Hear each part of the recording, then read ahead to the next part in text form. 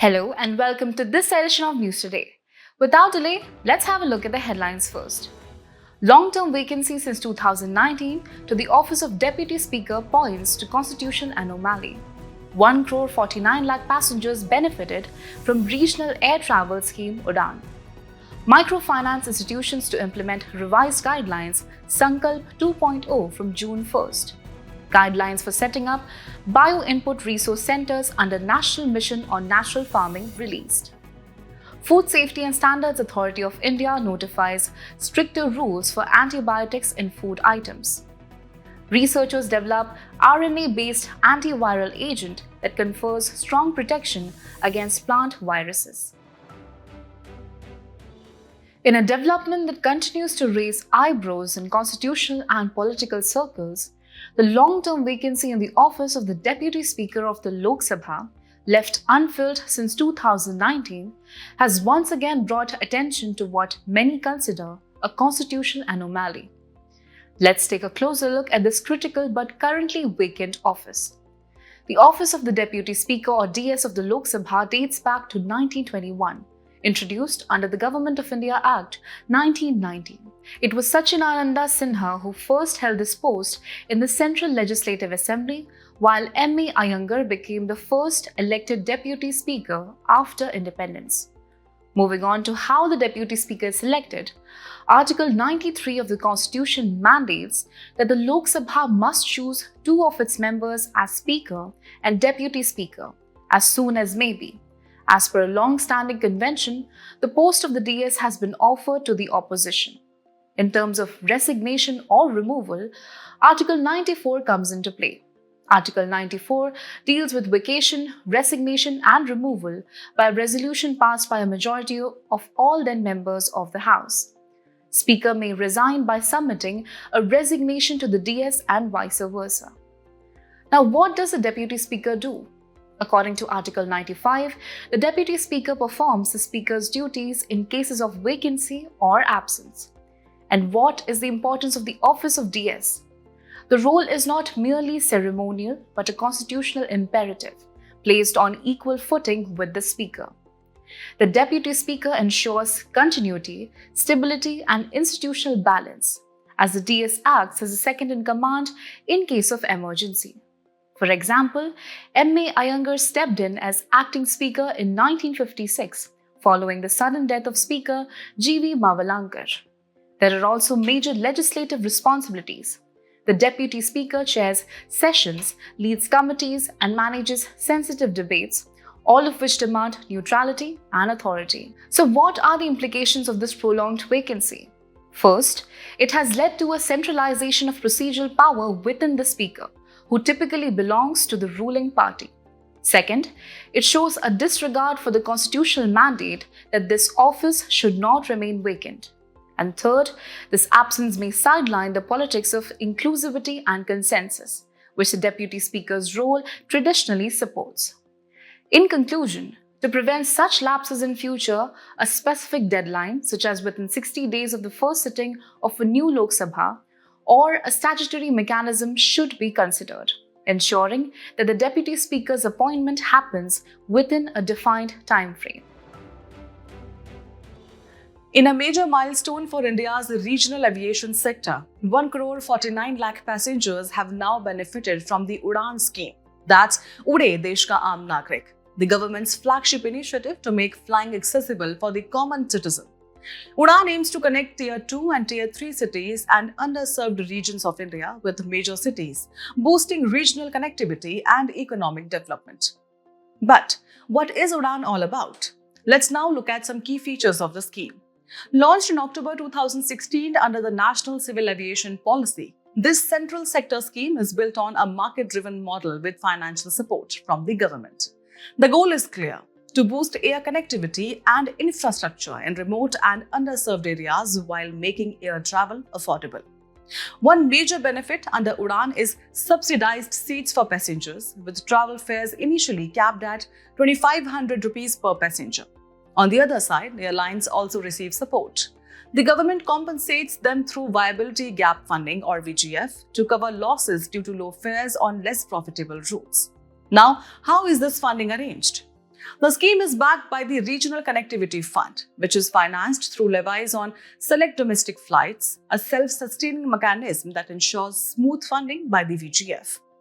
The scheme is implemented by the Ministry of Civil Aviation and has so far played a crucial role in enhancing regional connectivity. Moving from structure to challenges. Yes, there have been a few along the way. Financial sustainability remains a concern. Airlines still depend heavily on subsidies and find it difficult to break even on low-demand routes. Infrastructure deficiencies also pose a problem. Many regional airports simply don't have the necessary terminal capacity, navigational aids, ATC systems, or even sufficient runway length. Add to that operational hurdles, with high operating costs triggered by inconsistent passenger demand and lack of basic infrastructure. And then there are policy and regulatory gaps, where delays in land acquisition and poor coordination between central and state governments affect timely execution. But despite these hurdles, UDAN has made commendable progress. Between 2016 and 2025, 625 routes have been operationalized, connecting 90 airports, including 15 heliports and 2 water aerodromes. In fact, India's airport network itself has seen significant expansion, from 74 airports in 2014 to 159 airports by 2024. The scheme has not just improved mobility, it has also boosted regional trade, tourism and access to healthcare by improving connectivity to important destinations like Khajuraho, Amritsar, Ajmer, Deoghar, and several parts of Northeast India. Now, moving on to the big news coming in for the microfinance sector. Microfinance institutions or MFIs are all set to implement revised guidelines under Sankalp 2.0 from June 1st. Now, what exactly do these new guidelines focus on? Well, they have been categorized under 3 major heads, aiming to address crucial issues like pricing, over-indebtedness, and discipline. Starting with the first head, pricing of loans. Under Sankalp 2.0, MFIs will have to follow transparent pricing policies. The rate of interest charged must be justifiable and will need approval from the board members. Moving on to the second head, over-indebtedness. To tackle the growing concern of multiple borrowings, the number of lenders for microfinance loans will now be capped. A borrower can have loans from no more than 3 lenders, covering all types of lending institutions. And finally, the third head, Code of Conduct and Discipline. Under this, MFIs have been instructed not to provide any fresh loan to a client who is in default for more than 60 days with any lender. Now that we know what's changing, let's quickly understand the concept of microfinance itself. Microfinance or microcredit refers to the provision of small credit facilities to low-income individuals or groups who otherwise have no access to traditional financial services. Interestingly, MFIs don't just offer loans, they also provide savings accounts, fund transfer services, and micro-insurance, earning interest primarily through the credits they offer. And where did this idea come from? The origins of microfinance can be traced back to the creation of the Grameen Bank in 1983 by Bangladeshi social entrepreneur Muhammad Yunus, who pioneered the concept of small loans to budding entrepreneurs. Now, while MFIs play a vital role, they also face several key challenges. Firstly, there's the absence of collaterals. MFIs usually offer credit without requiring any collateral, which makes repayment difficult in some cases. Then there's the issue of high rates of interest. MFIs often charge between 12 to 30% interest, while commercial banks charge a lower 8 to 12%. And lastly, the operational cost is another major concern. Since MFIs typically deal with a large number of small borrowers, they end up incurring high transaction costs to manage and service these accounts.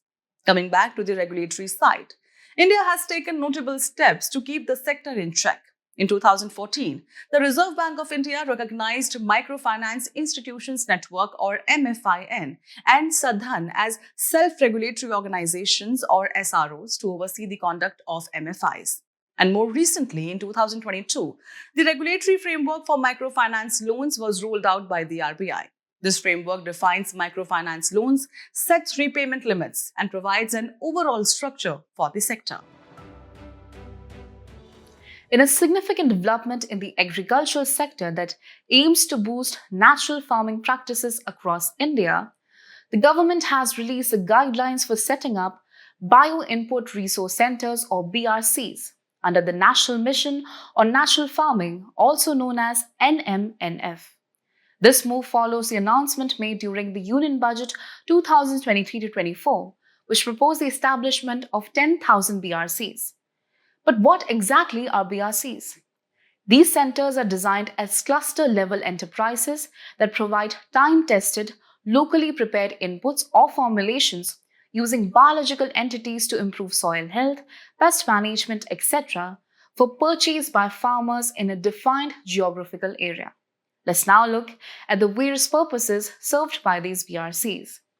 They will be responsible for the maintenance and sale of biofertilizer and biopesticide cultures for use and multiplication by farmers.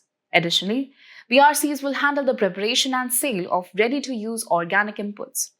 They will also play an educational role by training farmers on the preparation of botanical extracts and animal-based inputs, as well as sharing knowledge on natural farming practices. On the tools front, BRCs will make available pheromone traps, lures, sticky traps, and other such resources. Now, let's dive into the key highlights of the newly released guidelines. The government will provide financial assistance of Rs 1 lakh for setting up each BRC. However, the support does not include expenses for sheds or rental of premises. There's also an emphasis on convergence with other government schemes, such as the formation and promotion of 10,000 farmer producer organizations and the National Mission on Edible Oilseeds. The preparation of bioinputs will be tailored based on local farmers' needs, the land use patterns, soil types, and local crop systems. And importantly, to ensure effectiveness, each BRC must be managed by a practicing natural farmer or include members with prior experience in natural farming. Why are these guidelines significant?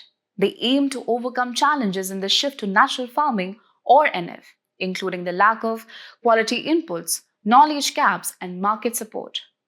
They also seek to improve the poor availability and quality of organic and bio inputs, thus enabling more farmers to adopt and upscale natural farming methods.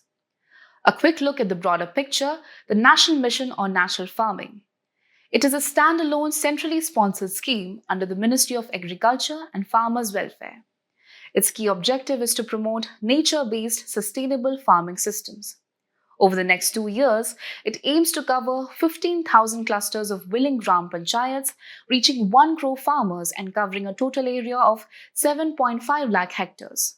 With these bio-input resource centers taking shape, the foundation is being laid for a more resilient and sustainable agricultural future. Next, we look at a major move from India's food safety watchdog aimed at tackling a global health crisis. The Food Safety and Standards Authority of India, or FSSAI, has notified stricter rules on antibiotics in food items. Starting April 1, 2025, the use of specific antibiotics in the production of meat, meat products, milk, and milk products will be banned.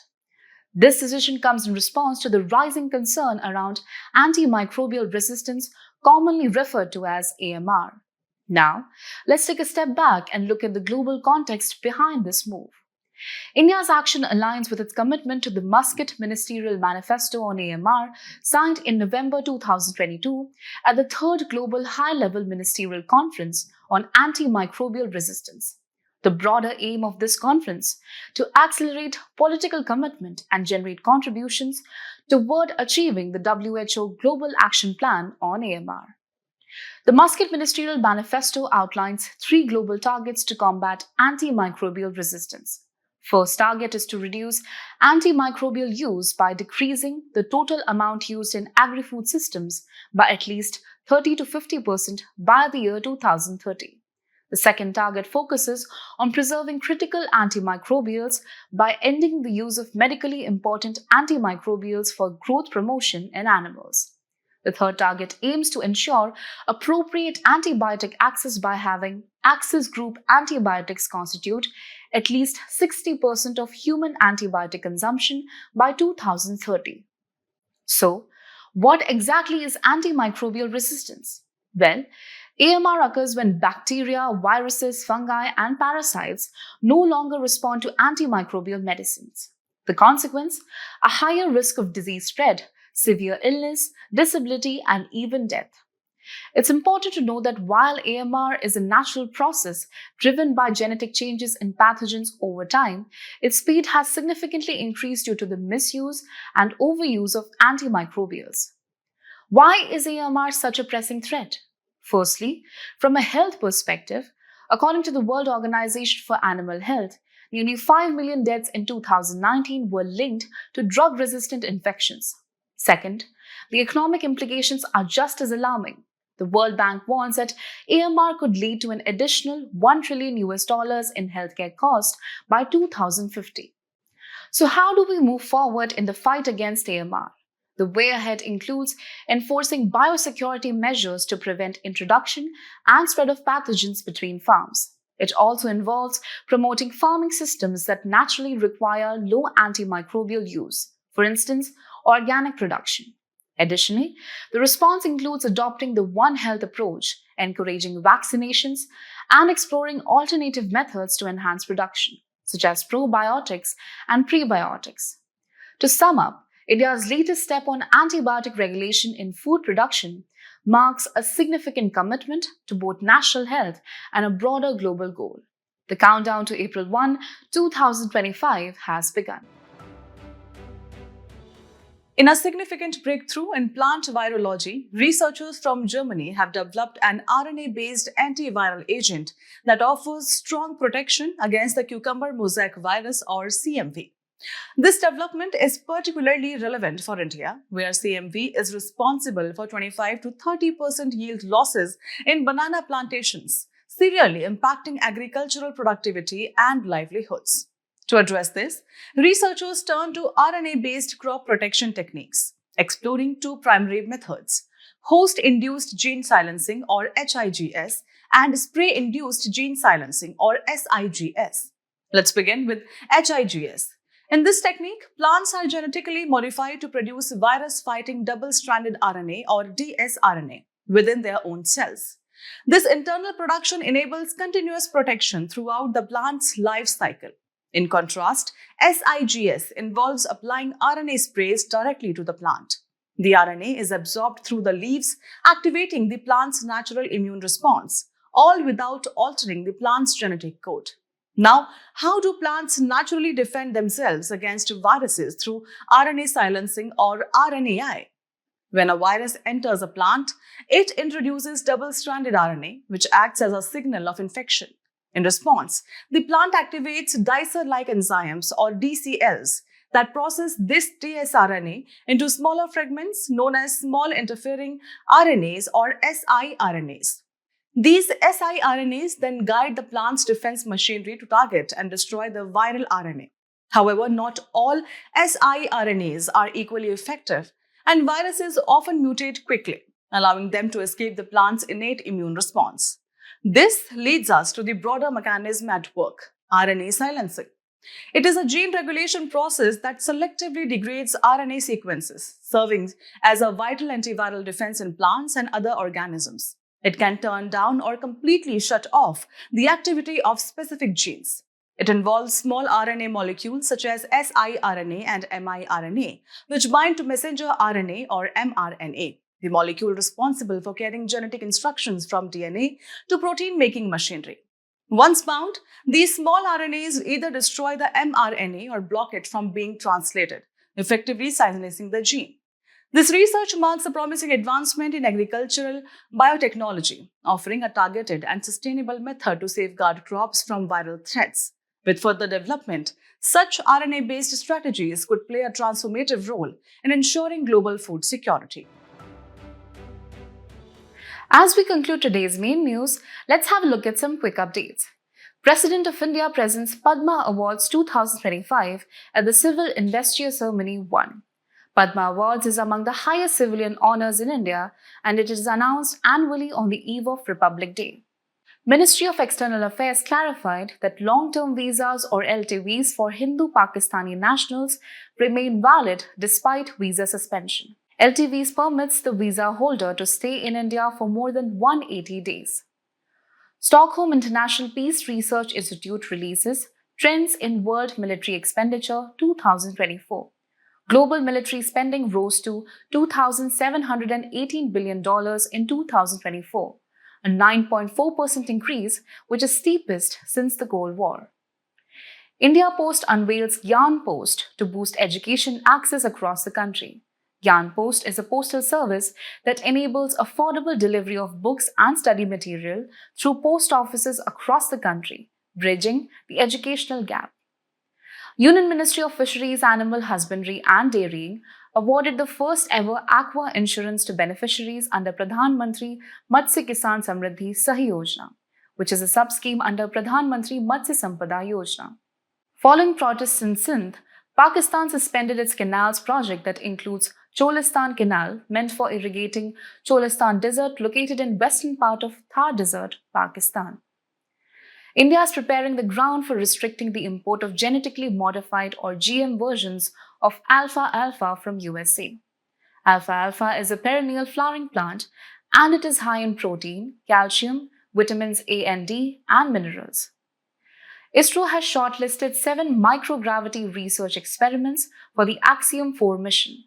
Microgravity is a condition in which people or objects appear to be weightless. Geographical Indication or GI certificates awarded to Banarasi Shehnai and Banarasi Tabla. Banarasi Shehnai is an Indian wind instrument similar to the oboe in tone and has 7 holes on its staff in place of keys.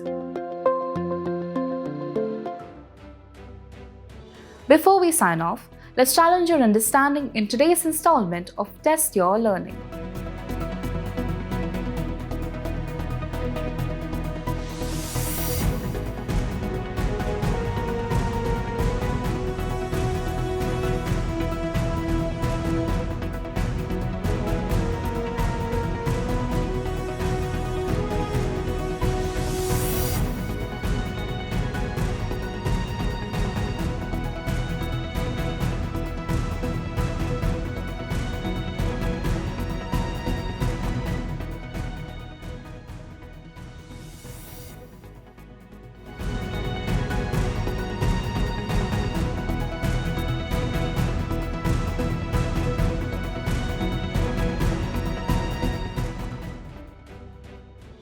Thank you for joining us.